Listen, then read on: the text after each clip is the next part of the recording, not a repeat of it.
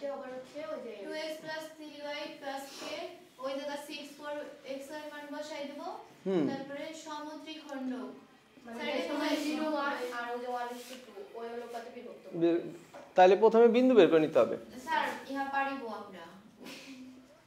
পারবেন না স্যার বলি আমি দাঁড়াও এটা শেষ করে ওই আর 1 মিনিটে যে সময়টা তখন রেখা চলে আসবে না রেখা থেকে বিন্দু ওই আর পরে শুরু করতে হবে এখানে কে এর মান কত তাহলে বলো তো ও তাই তো -12 -24 তারপরে এই তো শেষ হয়ে গেছে প্রায় এখান থেকে বিন্দুটা বের করে দেখাই তারপরে বের করবে ঠিক বিন্দু বের করে দিই এখন আমাদের প্রথমে এইটার এই বিন্দুগুলো লাগবে তাহলে এই বিন্দুর জন্য y = 0 বসাবো ও y = 0 x = 0 হ্যাঁ তাই কি স্যার x